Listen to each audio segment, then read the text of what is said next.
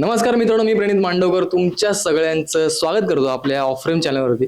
आणि आज आपल्याला इथे भेटायला आलेत आपल्या असुरवन या मूवीचे सगळे कास्टिंग. त्यातले आपल्यासोबत आता 2 जण आपल्यासोबत बोलून गेलेले आहेत आणि आता आपल्यासोबत आहेत मयुरेश दादा, योगेश दादा आणि सुरेश दादा. दादा, काय सांगाल तुमचा मतलब म्हणजे एकंदरीत एक्सपिरियन्स काय सांगाल की मूवीचं रिलीज जवळ आले, तुम्हाला अशी किती धाकधूक लागले किंवा एक्साइटमेंट कितपत आहे तुमच्या मनात? एक्साइटमेंट तर खूप जास्तच आहे. कारण की या मूवीसाठी आम्ही लोकांनी खूप जास्त मेहनत घेतलेली आहे. म्हणजे रात्रंदिवस हा एकच केलेला आहे प्रत्येक कलाकारांनी. म्हणजे पडद्याच्या समोर जो कलाकार दिसतो तोच नाही, तर पडद्याच्या मागचा जो कलाकार आहे त्यांनी पण खूप अतोनात मेहनत घेतलेली आहे. त्या सर्वांचा जो मेहनतीचा एक फळ आहे तो आता कुठे जाऊन भेटणार आहे आणि सर्वांमध्ये खूप एक्साइटमेंट आहे. आणि 5 डिसेंबरला सर्वांसमोर ही एक्साइटमेंट दिसणारसुद्धा आहे की आम्ही जी कलाकृती सादर केलेली आहे ती कलाकृती कुठल्या प्रकारे ती सादर होणार आहे आणि ती किती मजा आहे त्याच्यामध्ये, या सगळ्या गोष्टी तुम्हाला त्याच्यामध्ये दिसून येतील. योगेश, काय सांगशील? नाही, खरंच अगदीच म्हणजे फिल्म येते याचा खूप मोठा आनंद आहे. आणि माझी स्वतःची ही पहिली फिल्म आहे. आणि बऱ्याच वेळेला नटांना एक अशी भीती असते की आपण जे शूट करतो एखाद्या फिल्मला आपण वेळ देतो आणि ती फिल्म प्रत्यक्षात रिलीज होते की नाही. तर याचा खूप आनंद आहे की आपण काम केलेलं कुठेतरी आता दिसणार आहे. आणि फॉर्च्युनेटली खूप छान वाटतं आहे. दादा, सुरेश दादा. खरं तर चित्रपट हा वेगळाच विषय आहे. म्हणजे आतापर्यंत जे काही काम केलं त्याच्यानंतर ह्या चित्रपटाचा अनुभव हा खूप वेगळा आहे.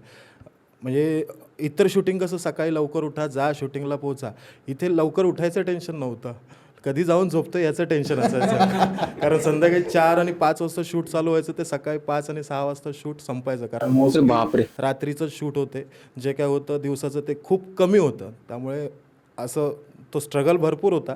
आणि ती मेहनत आता ज्यावेळेला पडद्यावर येणार आहे त्यामुळे ती उत्सुकता बघायला तर मन आतुर झालं आहे. येस नाही, अगदीच आमची सुद्धा आतुरता खूप वाढलेली आहे. कारण की आम्ही सगळ्यांनी ट्रेलर पाहिलेलं आहे. ट्रेलरमध्ये खूपच असे म्हणजे आमची एक्साइटमेंट ताणून धरलेली आहे तुम्ही लोकांनी.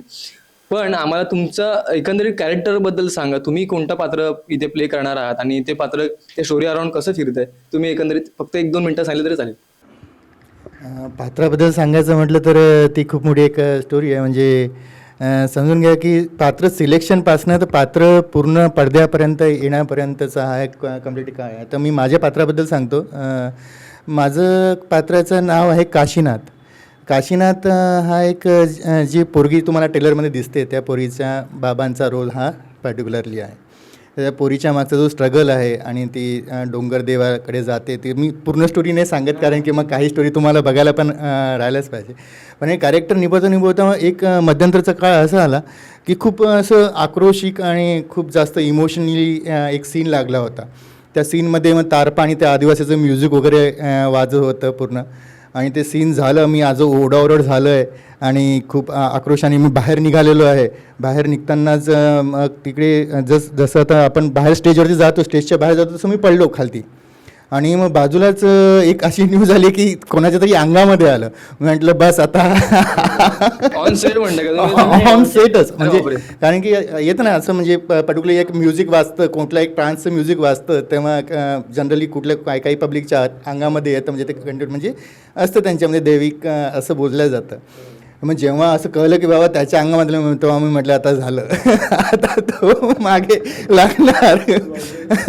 म्हणजे पण खूप भयानक वाटलं ते सगळे सीन. आणि ते खरंच आजच्या डेटमध्ये सुद्धा आहे, ते जगतात आहे लोक आणि ते बघायलासुद्धा भेटत आहे. आणि आमच्या सचिन दादाबद्दलचंच बोलायला म्हटलं तर जेव्हा मला ठेस लागून मी बाहेर जेव्हा निघालो, ते एकदम जोशमध्ये सीन संपून बाहेर निघालो, तेव्हा माझ्या पायाला लागलं. तेव्हा सचिन दादा म्हणजे आमचे डायरेक्टर सचिन दादा जे आहेत ते तिकडनं डायरेक्ट धावत आले अजून त्यांनी माझ्या पायाचं स्वतःहून जास्त मलमपट्टी केली. म्हणजे तो एवढा चांगला व्यक्तिमत्वातल्या लोकांसोबत आम्ही काम केलं आहे आणि एवढं टॅलेंटेड व्यक्तींसोबत आम्ही काम केलं आहे, त्याचं नक्कीच एक खूप आनंद आहे म्हणाला. आणि असे इंडस्ट्रीमध्ये लोक पाहिजे. नक्कीच खरंच आहे, इंडस्ट्रीला खरंच गरज आहे अशा लोकांची. योगेशदा, काय सांगशील तुझ्या पात्राबद्दल? काय सांगशील? फिल्ममध्ये माझं पात्र आहे, त्या पात्राचं नाव बबन आहे. आणि मी फार काय सांगू शकत नाही त्याच्याबद्दल, बट सिलेक्शन प्रोसेसबद्दल सांगू शकतो की मला दादा जो आहे सचिन दादा, तर सिलेक्शन म्हटल्यानंतर डिरेक्टर ज्या प्रकारे कास्टिंग करतो, ऑडिशन होतं, तर मग माझा मित्र आहे फिल्ममध्ये सूरज नेवरेकर जो लीड करतो आहे, तर त्याने मला सांगितलं की असं आहे, तू ये म्हणून. तर ऑलरेडी सगळ्यांची रिहर्सल चालू होती. सगळी जी मुलं आहेत फिल्ममध्ये, तर त्यांची रिहर्सलची प्रोसेस सुरू होती ठाण्यामध्ये.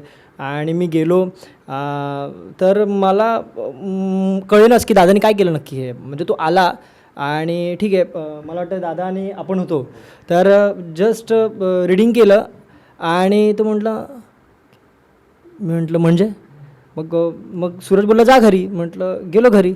आणि नंतर मला फोन आला की यस तुझं झालं सिलेक्शन, एक असं पात्र आहे त्याच्यामध्ये. तर मला दादाचं म्हणजे सचिन दादाबरोबर पर्टिक्युलरली मी ते सांग फिल्ममध्ये काय, कारण फिल्मचं कथानक जे आहे ते मला असं वाटतं की वेगळ्या जॉनर्स आहे, ज्याच्यामध्ये ट्रेलर आपण पाहिलाच असेल. ट्रेलर पाहिल्यानंतर असं वाटावं की हे नक्की काय आहे, की डोंगर दिसतोय आणि बऱ्याच गोष्टी त्याच्यामध्ये दिसतात, पण तरीसुद्धा काही कळत नाही आहे. तर सांगायचं तात्पर्य हेच आहे की त्याचे कथानक आहे, त्याला भरपूर ट्रॅक्स आहेत. जे ट्रेलरमध्ये आपल्याला जे काही पात्र दिसतात त्याच्यापेक्षा भरपूर पात्र त्या फिल्ममध्ये आहेत. तर आम्ही नाटकामध्ये दरवेळेला म्हणतो की एकांकिकेचे प्रकार आहेत, की एक कमी पात्रांची एकांकिका, आता पण आमचं बोलणं चालू होतं, कमी पात्रांची एकांकिका आणि एक मॉबची एकांकिका. तर हे मॉबची फिल्म आहे असं म्हणू शकतो आपण, ज्याच्यामध्ये दाखवण्यासारखं खूप आहे, बट नाही दाखवू शकत अशातलं. आणि सचिन दादाबद्दल सांगायचं झालं तर तो खूप मला असं वाटलं की खूप कमी बोलतो दादा. त्याचं म्हणजे इतकं की माझे जे काही ठराविक सीन आहे त्याच्यामध्ये काम करत असताना दादा गेलो त्याच्याजवळ, दादा हा शॉट कसा झाला, तर त्याचं असं म्हणणं असतं की मजा नाही आले. म्हणजे तो सांगत नाही काहीच की तू काय करायचं ते, नाही मजा नाही आले. आणि मग झालं, तो ओके म्हटला. गेल्यानंतर दादा कसं आहे, हां पुढे म्हणजे म्हणजे काहीच कळत नाही त्याच्यामध्ये, बट जे कळतंय ते आता फिल्म बघूनच कळतंय जे काय ते. तर खूप खूप खूप छान मजा आली दादावर काम करताना. नाईस. सूरज दादा, ह्या चित्रपटामध्ये मी कॉन्स्टेबल माने नावाची भूमिका साकारतोय. आता माझं कास्टिंग कसं झालं तर सचिनदादा पिक्चरच्या आधी बऱ्याच अल्बम सॉंग्स करायचा. तर ते सॉंग्स बघून ते सॉंग्समध्ये सुद्धा आमची बरीचशी मित्रमंडळी काम करत होती. आणि त्यावेळेला असं वाटायचं की नाही यार, या डिरेक्टरबरोबर काम करायचं, या डिरेक्टरबरोबर काम करायचं. म्हणून मी सोशल मीडियावरती सचिनदादाला मेसेज करायचो की दादा मी पण ॲक्टर आहे, मला काय काम असेल तर सांग. आणि त्यावेळेला माझं काम सुरू झालं होतं थिएटरशी रिलेटेड, पण एक असतं ना की मला ह्या डिरेक्टरबरोबर एकदा तरी काम करायचं, तसं माझं झालं होतं. म्हणून मी दादाला मेसेज करायचो. आणि एक दिवस दादाचा मला समोरून मेसेज आला की मला तुझा नंबर पाठव. मी नंबर पाठवला, समोरून कॉल आला आणि मला बोलले की आपण असे फिल्म करतो आहे आणि त्याच्यामध्ये तू एक पात्र करतो आहे. बोललो चालेल ना, काय प्रॉब्लेम नाही, कधीपासून शूट आहे वगैरे हे सगळं बोलणं झालं. आणि मग दादाने मला पहिलं भेटायला बोलवल्यानंतर त्याने मला कॅरेक्टर सांगितलं की तुला कॉन्स्टेबल माने नावाचं पात्र देतं, पण आत्ता जर मी दिसतो आहे आणि पिक्चरमध्ये मी जे दिसतो ह्याच्यामध्ये खूप फरक आहे. म्हणजे अगदी लुक पण आणि बॉडी पण. त्या पिक्चरसाठी मी वजन पण कमी केलं होतं. बापरे. आणि त्या दरम्यान दादाने मला पहिलं ते सांगितलं तुला पोट वगैरे कमी करावं लागेल, वजन कमी करावं लागेल. मी म्हटलं ठीक आहे चालेल, कारण माझ्याकडे थोडा वेळ होता, त्यामध्ये महिनाभर साधारण होता. वर्कशॉप चालू झालं होतं साईड बाय साईड, पण वेळ होता. तर ते सकाळ आणि संध्याकाळ 2 टाईम पळायला जायचो रस्त्यावरती. 4-4 किलोमीटर रस्त्यावर पळून मी माझं वजन कमी केलं. त्याच्यानंतर दादाला बोललो आता कसं वाटतं, काय शूट चालू व्हायचं, म्हणजे ऑन ग्राउंडला जाणार. त्यावेळेला दादाने बघितलं तर बोलला ओके डन, काय प्रॉब्लेम नाही. आणि कॅरेक्टर वर्कआउट करायच्या वेळेला दादाने मला काही रेफरन्स दिले होते की हे कॅरेक्टर बघ, तसं कॅरेक्टर करण्याचा प्रयत्न कर. पण ज्यावेळेला आम्ही वर्कशॉपमध्ये पोचायचो, सीन करून दाखवायचो, सीन झाल्यानंतर दादाकडे बघायचो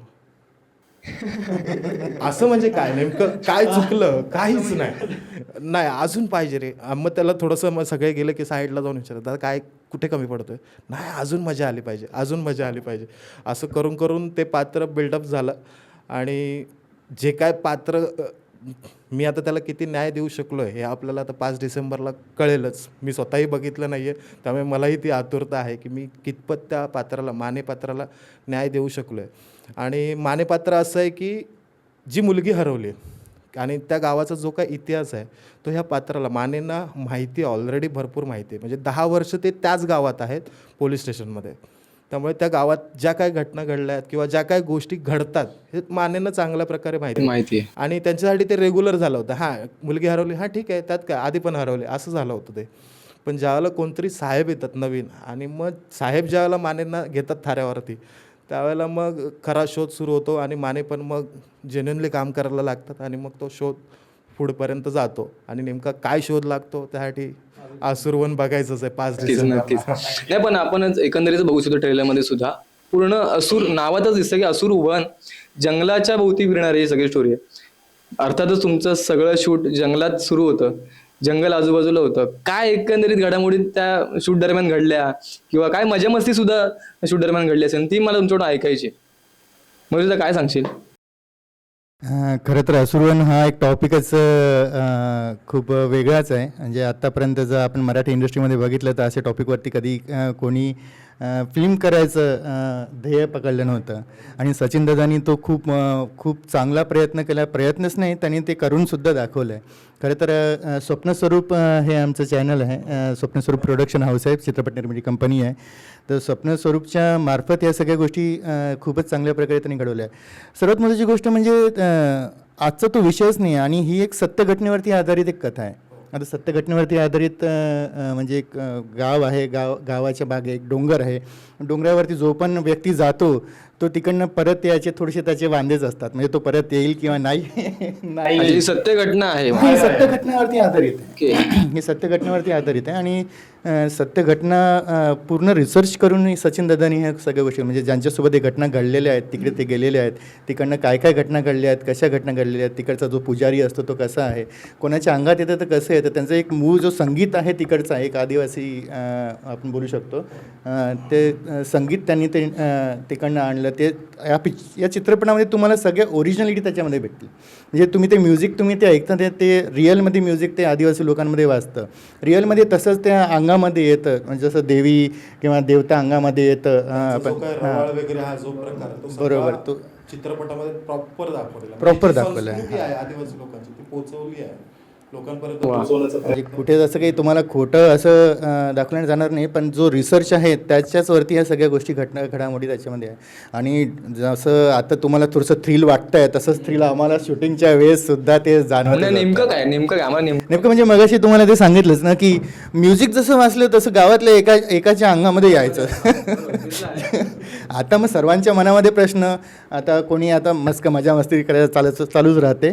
तर कोणी कला करायचं, अरे तो तुला शोधतोय. आता मेन कॅरेक्टर मीच त्यांना आवाहन करतोय, ए डोंगर माऊली.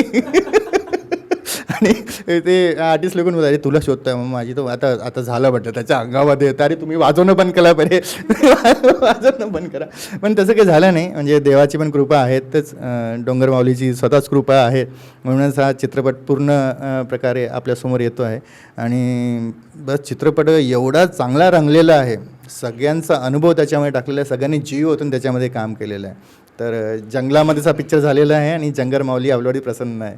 तर नक्कीच 5 डिसेंबरला जंगल माऊलीला बघायला प्रत्येकाला यायचंच आहे. डोंगर माऊलीला, जंगल तर आहेतच, डोंगर माऊलीला बघायला 5 डिसेंबरला नक्कीच. योगेशदा काय सांगशील, कोणता असा प्रसंग आहे ज्यामध्ये तुला असं वाटतं की म्हणजे हे अनएक्सपेक्टेड होतं शूट दरम्यान, असं काय असा कोणता एखादा प्रसंग?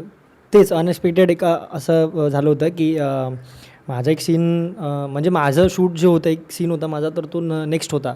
आणि त्याच्या अगोदर आम्ही त्या डोंगराच्या इथे गेलो होतो आणि माझं काही नव्हतं, त्यामुळे मग झोप लागली होती मला. तर मी गाडीत झोपलो होतो. मग तेच आहे की सचिन दादाचं सगळं इम्प्रोवायजर्स सगळं असं असतं. तर मला अचानक उठवायला आलं, अरे उठ उठ उठ म्हटलं काय आलं.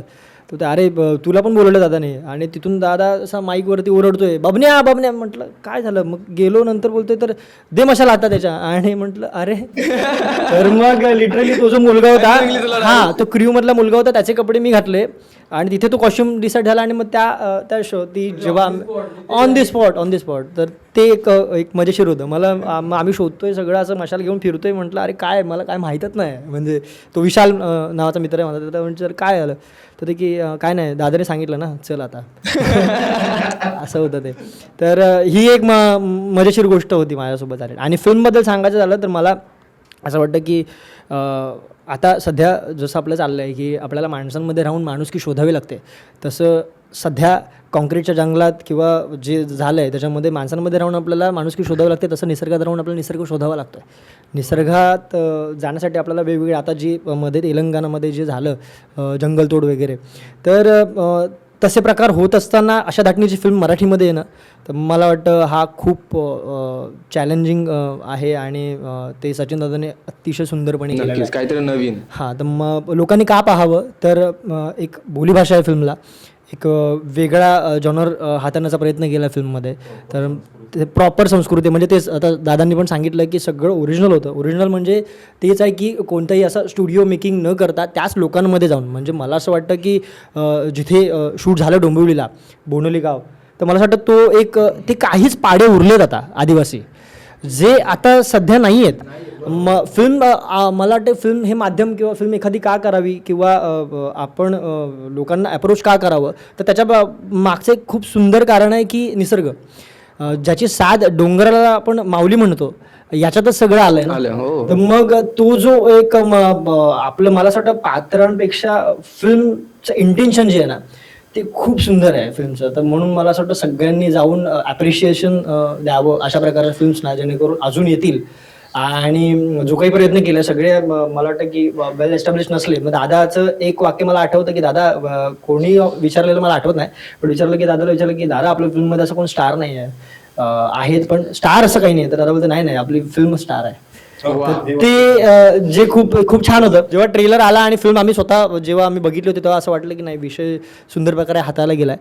आणि 5 डिसेंबरला फिल्म रिलीज होते. तर सगळ्यांना सांगू इच्छितो की प्रत्येकाने जाऊन ती फिल्म बघा, कारण मराठीमध्ये अशा प्रकारच्या प्रयत्नांना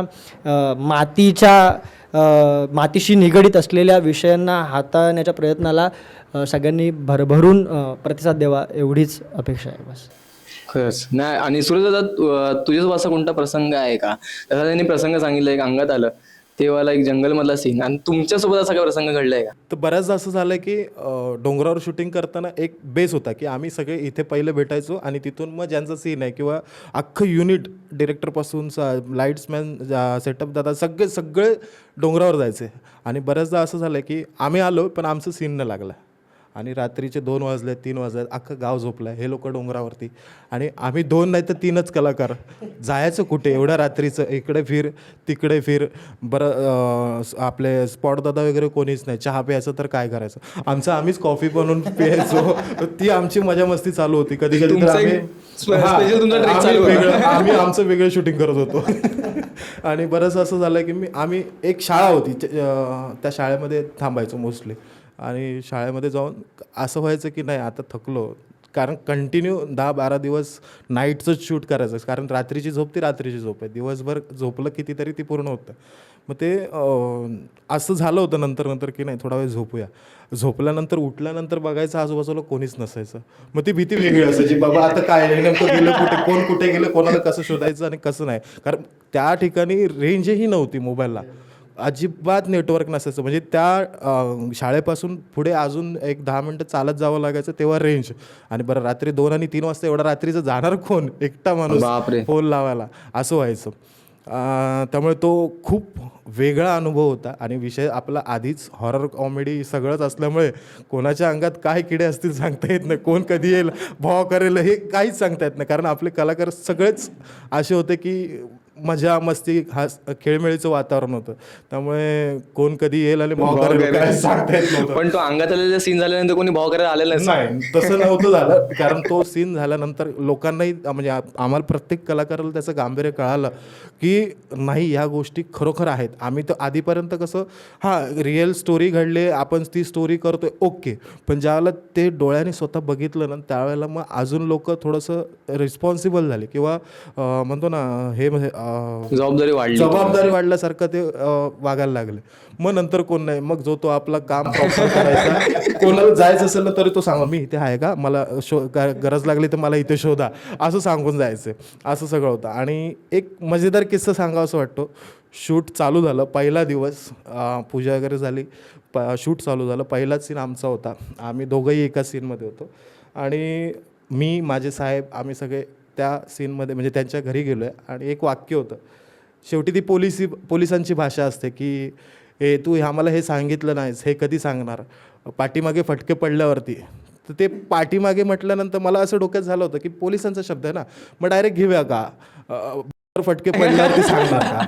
तर मी दादाला विचारलं हे घेऊ का, नाही नको आपल्याला मग ह्याला प्रॉब्लेम होईल म्हणून.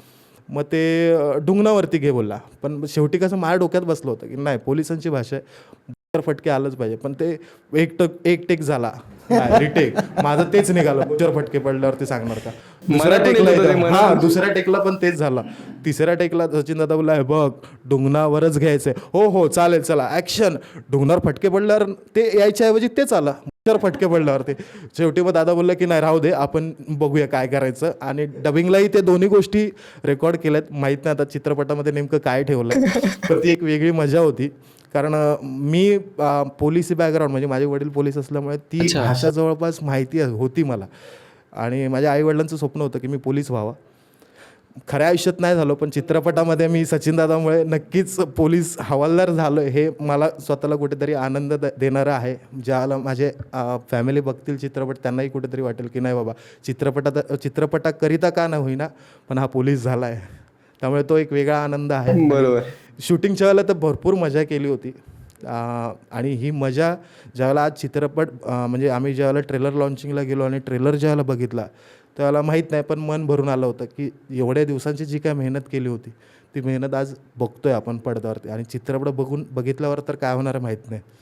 आता जसं तुम्ही सांगितलात की म्हणजे जसं तुम्ही कॅरेक्टर पकडल्यानंतर आपल्यामध्ये आपसूक त्या कॅरेक्टर कसा बोलेल ते वाक्य ते त्या आपसूक गोष्टी यायला यायला लागतं. लागल्या होत्या. हो. तर बऱ्याच लोकांना असं असतं की म्हणजे आर्टिस्ट लोक बोलत असतात की कॅरेक्टर पकडलं आणि कॅरेक्टर पकडणं म्हणजे नेमकं काय असतं हे जरा कोणीतरी आम्हाला समजून सांगा प्रेक्षकांना, ज्यांना माहिती नसते या of frame story. Actually character पकडणं म्हणजे नेमकं काय, कॅरेक्टर समजून घेणं. डिरेक्टर नक्की सांगतो, लेखकाने लिहिलंय कॅरेक्टर, पण ते कॅरेक्टर समजून घेऊन ते ॲज इट इज कॅरेक्टर कसं निभवलं जातं ते सांगा आम्हाला. तर प्रोसेस कशी असते त्या मागची?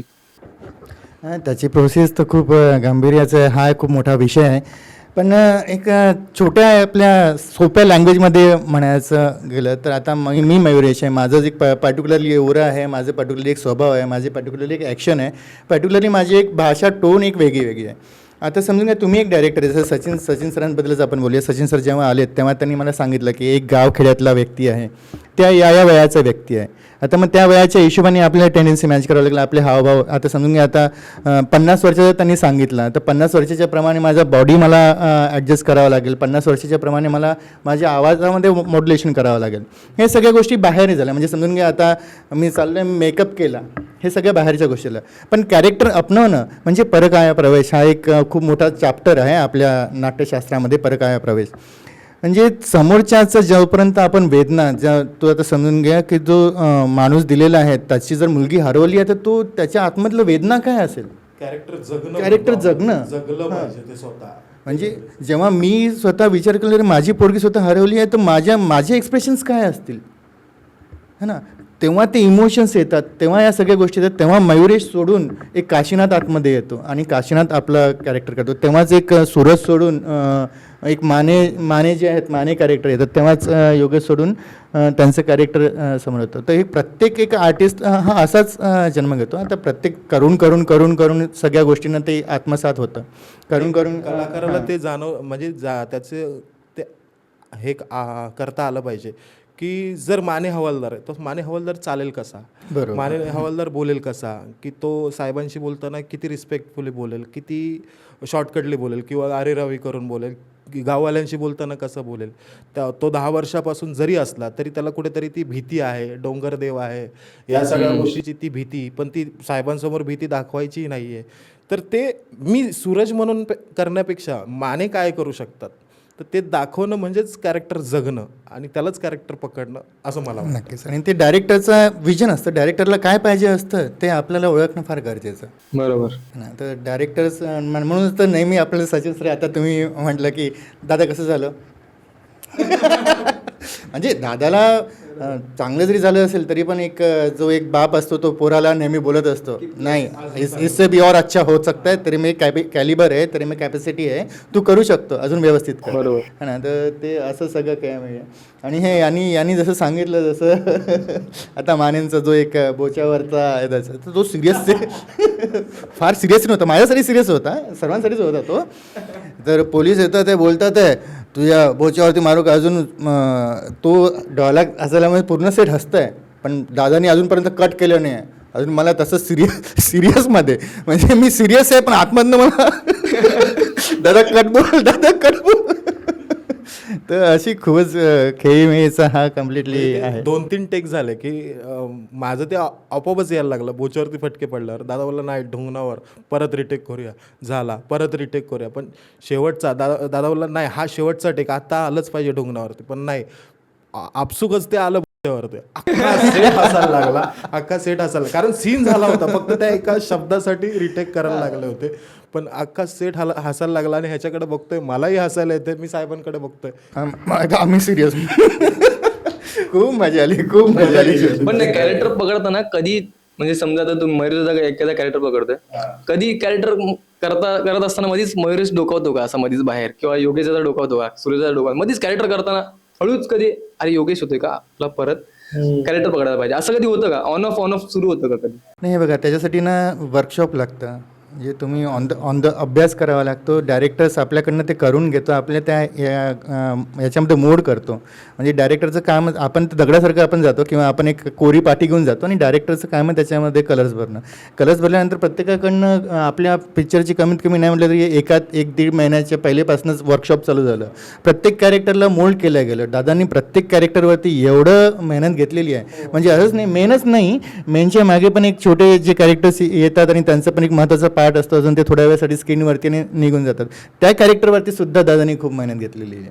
आणि आपल्या चित्रपटामध्ये असं आहे की म्हणजे एक कॅरेक्टर आहे असं नाही आहे की आपल्या चित्रपटामध्ये भरपूर कॅरेक्टर आहे आणि प्रत्येक कॅरेक्टरला तेवढंच महत्त्व दिलेलं आहे. म्हणजे सचिन दादाने असं नाही की हा ठीक आहे ना एक मिनटाचा सीन आहे त्या कॅरेक्टरचा, नाही, त्याच्याकडून पण तेवढीच मेहनत करून घेतली आणि तेवढंच काम करून घेतलं.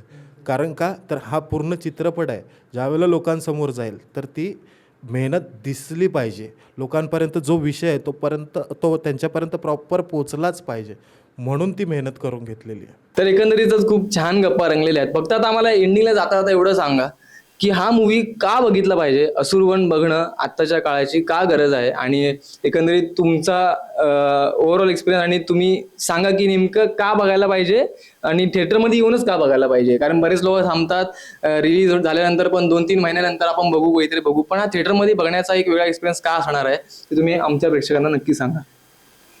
बघा, सर्वात परत आपली जी कलाकृती आहे ती थिएटरमध्ये येते. थिएटरमध्ये हे मराठी चित्रपट असल्यामुळे मराठी जेवढं पण ऑडियन्स आहेत तो थिएटरमध्ये यायलाच पाहिजे. आम्ही मराठी बोलतो, आम्ही मराठीमध्ये शिकतो आहे, तसंच तुम्ही पण मराठी बघतात आहे, तुम्ही पण या मराठी प्रदेशामधले आहेत. तर मराठी व्यक्ती जर मराठीच चित्रपटाला जर सपोर्ट नाही करणार तर कसं होईल.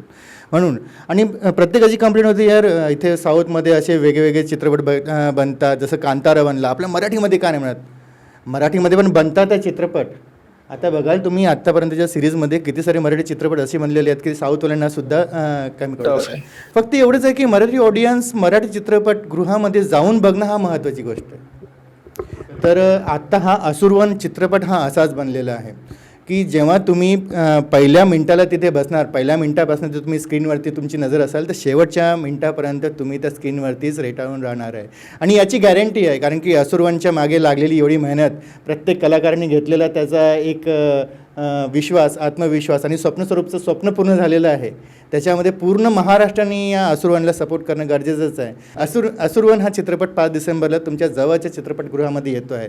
सर्वांनी आपल्या बायकांसोबत, आपल्या मित्रांसोबत, आपल्या आईबाबांसोबत सर्वांनी मिळून हा चित्रपट बघायचा आहे आणि मराठी इंडस्ट्रीतला हा सर्वात अप्रतिम चित्रपट असणार आहे याची मी ग्वाही देतो आहे. खूप खूप धन्यवाद.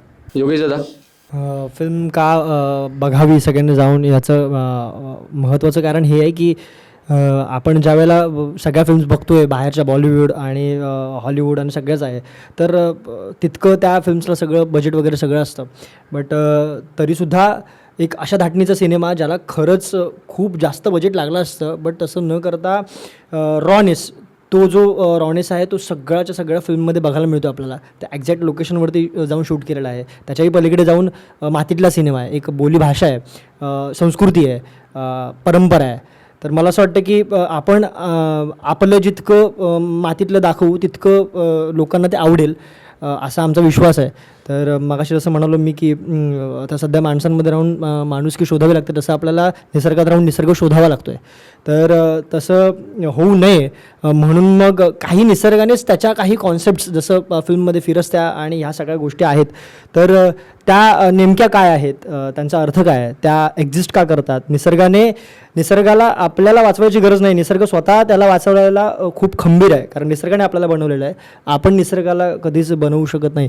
तर आपण काही न करता निसर्ग त्याच्या कलेने गोष्टी सांभाळून घेऊ शकतो. आणि निसर्गाशी रिलेटेड ही फिल्म आहे. तर मला असं वाटतं की येणाऱ्या पिढ्यांनी तर ती बघावीच, पण यंग जनरेशननी सुद्धा त्याचा वाटा काय आहे निसर्ग वाचवण्यासाठी हे समजून घेण्यासाठी ही फिल्म बघणं खूप महत्त्वाचं आहे. एक वेगळा जॉनर मराठीमध्ये आम्ही सगळे मिळून ट्राय करतो आहे. 5 डिसेंबरपासून सगळ्या चित्रपटगृहांमध्ये ही फिल्म रिलीज होते. तर सगळ्यांना कळकळीची विनंती आहे की सगळ्यांनी आवर्जून जाऊन ही फिल्म बघा.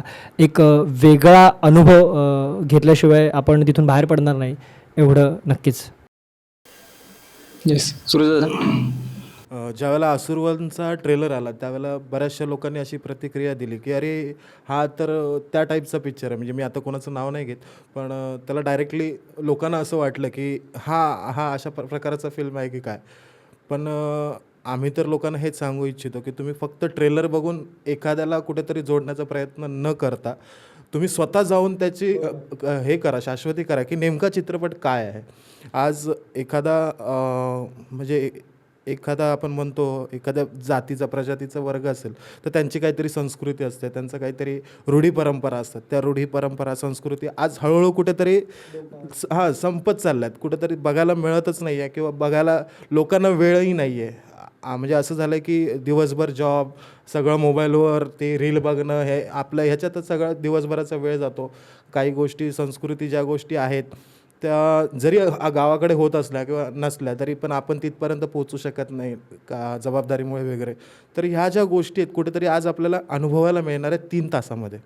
एखाद्या प्रजातीचं, जातीचं किंवा आदिवासी लोकांचं जे आपलं आहे संस्कृती आहे, रूढी परंपरा आहे, ते आज आपल्याला किंवा त्यांचं काय आयुष्य ते लोक जगतात, कशा प्रकारे जगतात, ह्या ज्या गोष्टी आहेत आपल्याला 3 तासात बघायला मिळणार आहे एका चित्रपटाच्या माध्यमातून.